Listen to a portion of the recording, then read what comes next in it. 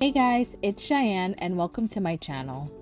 I'm very excited to make this video because I love Japanese music. It's the main reason why I fell in love with the Japanese language. So in this video, I'm going to share some of my favorite Japanese songs.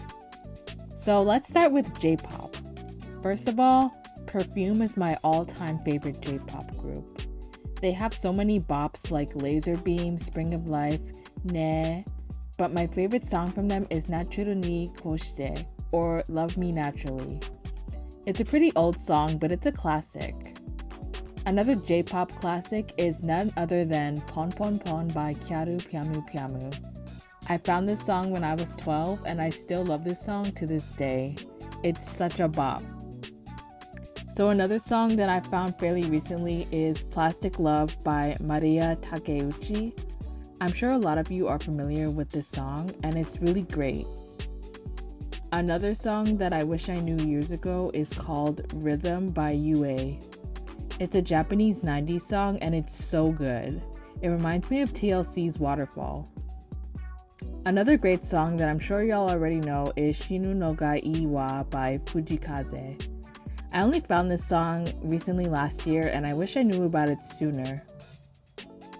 Lastly, for J-pop, we can't forget Hirogaru Namida by Lamp. This is one of my top songs that I played in 2022 and 2023. There's just something about it that feels nostalgic. It feels like a wholesome romantic comedy. So the next category is anime songs. Now, I haven't watched anime in years, but you can't deny that anime has some of the best theme songs and soundtracks. My all-time favorite song is Watashi no Chisai Keredo, or Although My Love is Small by Ritsuko Okazaki from my all-time favorite anime, Princess Tutu. It's hard to describe what this song sounds like, but it feels like my soul is ascending to heaven. It sounds so dreamy and Ritsuko's voice is so soft and comforting.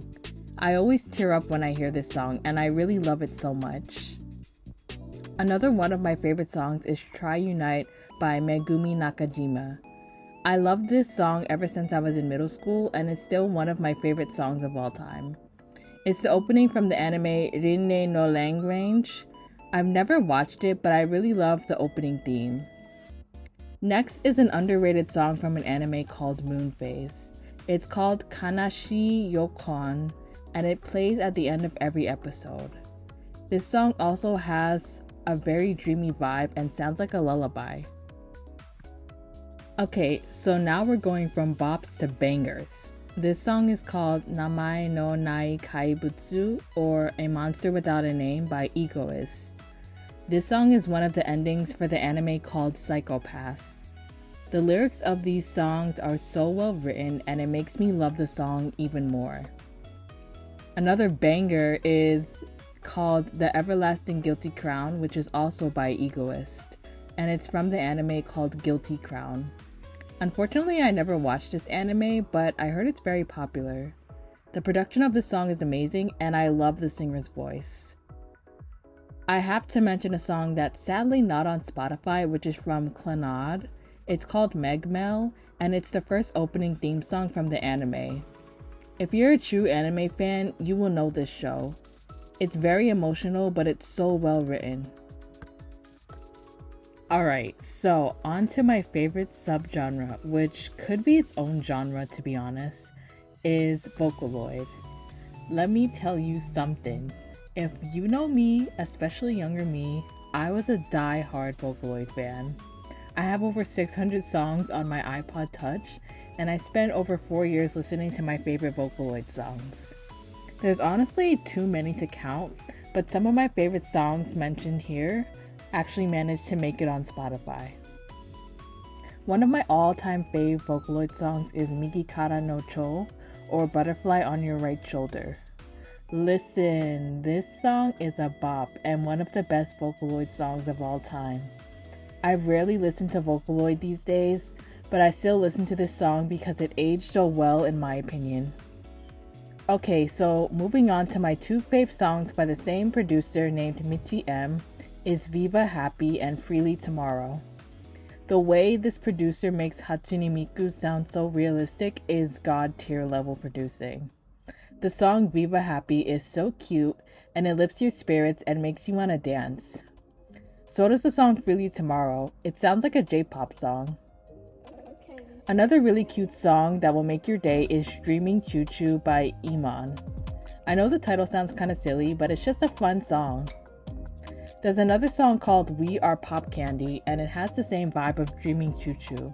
It's very catchy and it gives me major nostalgia. Now we're switching over to the J-rock side of Vocaloid. Honestly, Vocaloid is the reason why I've developed an appreciation for rock music because these songs are amazingly and perfectly composed. One of my favorite J-rock songs is Life Reset Button by a producer named Kemu. This song is so good. Another song from the same producer is called Invisible. So I used to love listening to really fast-paced songs when I was in middle school, and this is one of them. This song will get your heart rate up for sure. Another amazing Vocaloid producer is named Deco Nina. I pretty much love every Deco Nina song, but my favorite has to be I My Elegy and Streaming Heart.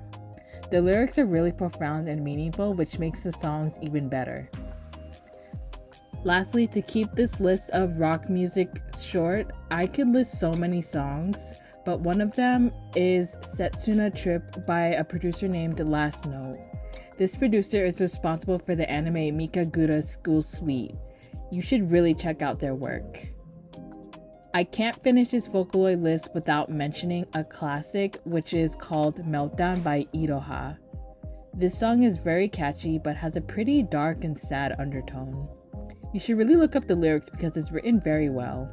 Unfortunately, I can relate to this song sometimes, especially now that I'm older enough to understand the meaning behind the lyrics, but this is definitely in the top 5 of Vocaloid songs. If I named every song that I loved, this video would be like at least 24 hours long. As you can tell, I'm very passionate about Japanese music because it gives me nostalgia and it makes me happy most of the time. Sometimes it makes me cry. But if you're interested in listening to any of these songs or you're curious to hear more songs like the one I've mentioned, then check out the playlist in the description below. And thank you so much for watching, and I'll see you in the next video.